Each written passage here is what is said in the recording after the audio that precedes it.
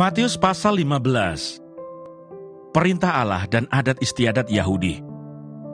Kemudian datanglah beberapa orang Farisi dan ahli Taurat dari Yerusalem kepada Yesus dan berkata, "Mengapa murid-muridmu melanggar adat istiadat nenek moyang kita? Mereka tidak membasuh tangan sebelum makan." Tetapi jawab Yesus kepada mereka, "Mengapa kamu pun melanggar perintah Allah demi adat istiadat nenek moyangmu? Sebab Allah berfirman, 'Hormatilah ayahmu dan ibumu,' dan lagi, 'Siapa yang mengutuki ayahnya atau ibunya, pasti dihukum mati.' Tetapi kamu berkata, 'Barang siapa berkata kepada bapaknya atau kepada ibunya, apa yang ada padaku yang dapat digunakan untuk pemeliharaanmu, sudah digunakan untuk persembahan kepada Allah, orang itu tidak wajib lagi menghormati bapaknya atau ibunya. Dengan demikian firman Allah kamu nyatakan tidak berlaku demi adat istiadatmu sendiri. Hai orang-orang munafik, benarlah nubuat Yesaya tentang kamu. Bangsa ini memuliakan aku dengan bibirnya, padahal hatinya jauh daripadaku. Percuma mereka beribadah kepadaku, sedangkan ajaran yang mereka ajarkan ialah perintah manusia." Lalu Yesus memanggil orang banyak dan berkata kepada mereka, "Dengar dan camkanlah. Bukan yang masuk ke dalam mulut yang menajiskan orang, melainkan yang keluar dari mulut, itulah yang menajiskan orang." Maka datanglah murid-muridnya dan bertanya kepadanya, "Engkau tahu bahwa perkataanmu itu telah menjadi batu sandungan bagi orang-orang Farisi?" Jawab Yesus, "Setiap tanaman yang tidak ditanam oleh Bapa-Ku yang di surga akan dicabut dengan akar-akarnya. Biarkanlah mereka itu. Mereka orang buta yang menuntun orang buta. Jika orang buta menuntun orang buta, pasti keduanya jatuh ke dalam lubang." Lalu Petrus berkata kepadanya, "Jelaskanlah perumpamaan itu kepada kami."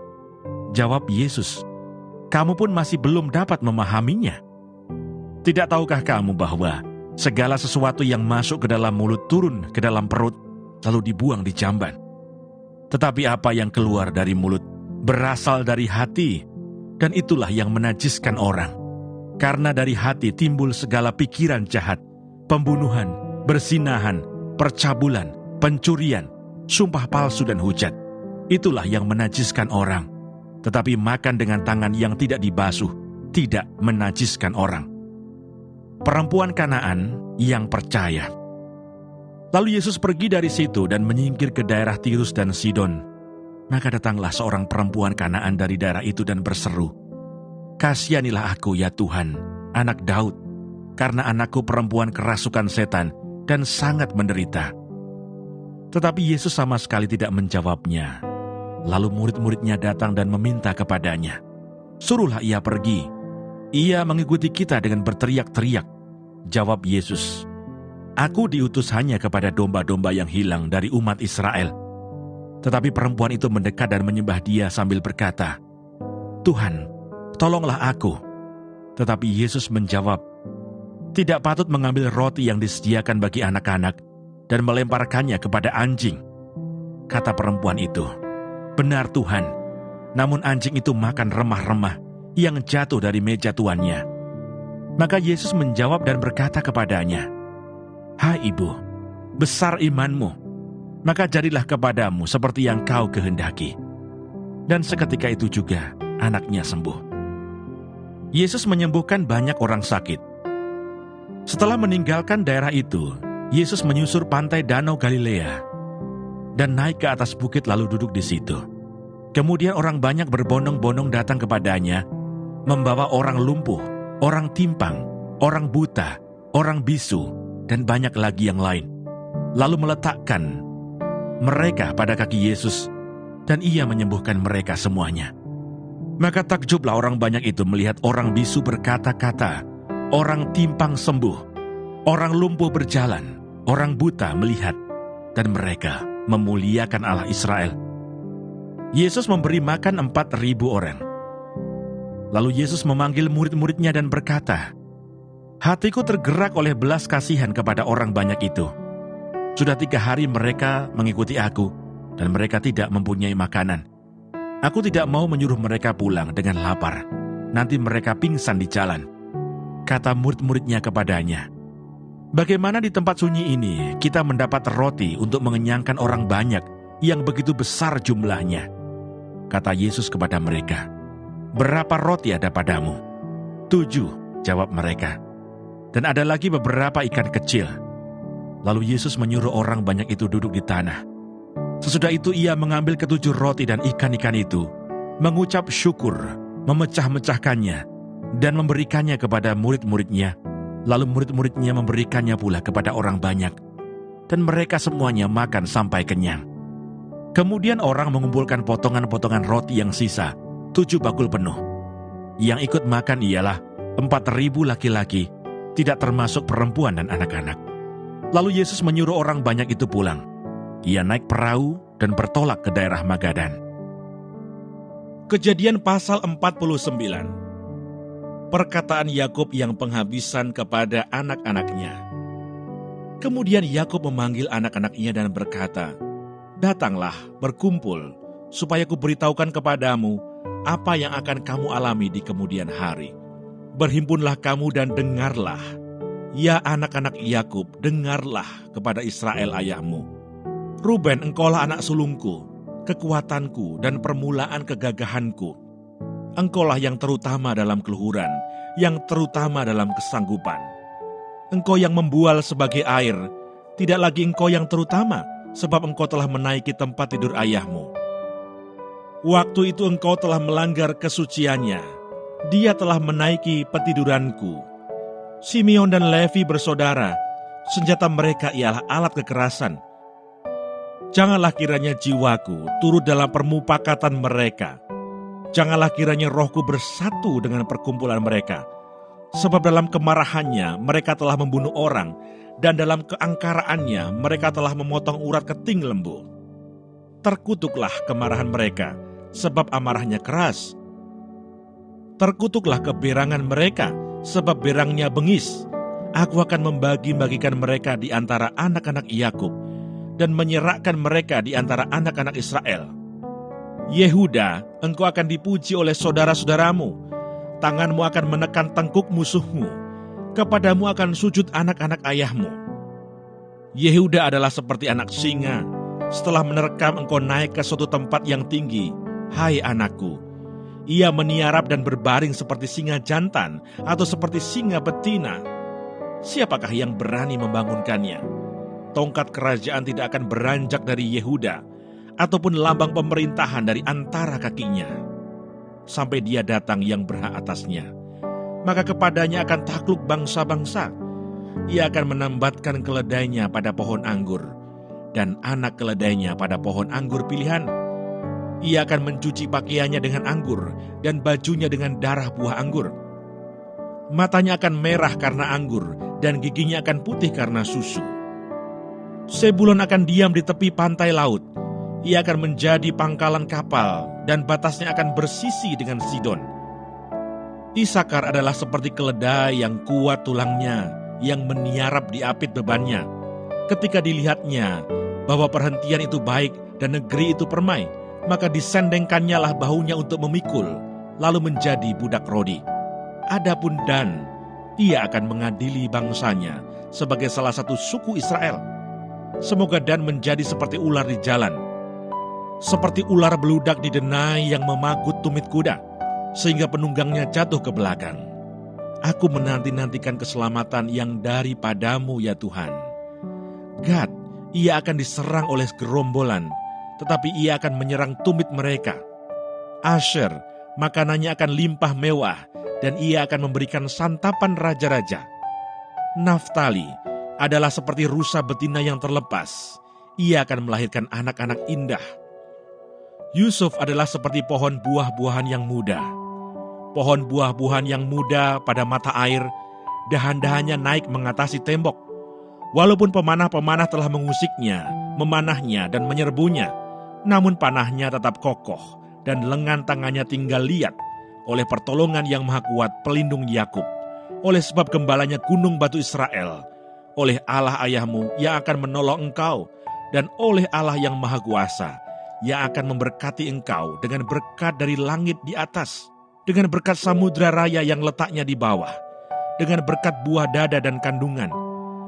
Berkat ayahmu melebihi berkat gunung-gunung yang sejak dahulu, yakni yang paling sedap di bukit-bukit yang berabad-abad.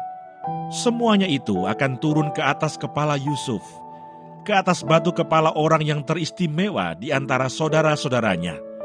Benyamin adalah seperti serigala yang menerkam. Pada waktu pagi ia memakan mangsanya, dan pada waktu petang ia membagi-bagi rampasannya. Itulah semuanya suku Israel, 12 jumlahnya, dan itulah yang dikatakan ayahnya kepada mereka ketika ia memberkati mereka. Tiap-tiap orang diberkatinya dengan berkat yang diuntukkan kepada mereka masing-masing. Yakub meninggal dan dikuburkan. Kemudian berpesanlah Yakub kepada mereka, "Apabila aku nanti dikumpulkan kepada kaum leluhurku, kuburkanlah aku di sisi nenek moyangku dalam gua yang di ladang Efron, orang Het itu, dalam gua yang di ladang Makpela di sebelah timur Mamre di tanah Kanaan, ladang yang telah dibeli Abraham dari Efron, orang Het itu, untuk menjadi kuburan milik. Disitulah dikuburkan Abraham beserta Sarah, istrinya. Disitulah dikuburkan Ishak beserta Ribka, istrinya.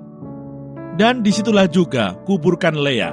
Ladang dengan gua yang ada di sana telah dibeli dari orang Het." Setelah Yakub selesai berpesan kepada anak-anaknya, ditariknyalah kakinya ke atas tempat berbaring dan meninggallah ia. Maka ia dikumpulkan kepada kaum leluhurnya. Kejadian pasal 50. Lalu Yusuf merebahkan dirinya mendekap muka ayahnya, serta menangisi dan mencium dia. Dan Yusuf memerintahkan kepada tabib-tabib, yaitu hamba-hambanya, untuk merempah-rempahi mayat ayahnya. Maka tabib-tabib itu merempah-rempahi mayat Israel. Hal itu memerlukan 40 hari lamanya, sebab demikianlah lamanya waktu yang diperlukan untuk merempah-rempahi, dan orang Mesir menangisi dia 70 hari lamanya. Setelah lewat hari-hari penangisan itu, berkatalah Yusuf kepada seisi istana Firaun, "Jika kiranya aku mendapat kasihmu, katakanlah kepada Firaun, bahwa ayahku telah menyuruh aku bersumpah," katanya, "tidak lama lagi aku akan mati. Dalam kuburku yang telah kugali di tanah Kanaan, disitulah kau kuburkan aku. Oleh sebab itu izinkanlah aku pergi ke sana, supaya aku menguburkan ayahku, kemudian aku akan kembali." Lalu berkatalah Firaun, "Pergilah ke sana dan kuburkanlah ayahmu itu, seperti yang telah disuruhnya engkau bersumpah." Lalu berjalanlah Yusuf ke sana untuk menguburkan ayahnya, dan bersama-sama dengan dia berjalanlah semua pegawai Firaun, para tua-tua dari istananya, dan semua tua-tua dari tanah Mesir, serta seisi rumah Yusuf juga, saudara-saudaranya, dan seisi rumah ayahnya. Hanya anak-anaknya serta kambing domba dan lembu sapinya ditinggalkan mereka di tanah Goshen. Baik kereta maupun orang-orang berkuda turut pergi ke sana bersama-sama dengan dia, sehingga iring-iringan itu sangat besar. Setelah mereka sampai ke Goren Haatat yang di seberang sungai Yordan, maka mereka mengadakan di situ ratapan yang sangat sedih dan riuh. Dan Yusuf mengadakan perkabungan 7 hari lamanya karena ayahnya itu. Ketika penduduk negeri itu, orang-orang Kanaan, melihat perkabungan di Goren Haatat itu, berkatalah mereka, "Inilah perkabungan orang Mesir yang amat riuh." Itulah sebabnya tempat itu dinamai Abel Misraim, yang letaknya di seberang Yordan. Anak-anak Yakub melakukan kepadanya seperti yang dipesankannya kepada mereka.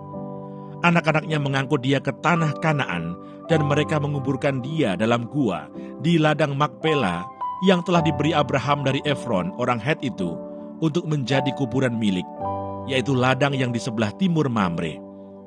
Setelah ayahnya dikuburkan, pulanglah Yusuf ke Mesir, dia dan saudara-saudaranya, dan semua orang yang turut pergi ke sana bersama-sama dengan dia untuk menguburkan ayahnya itu.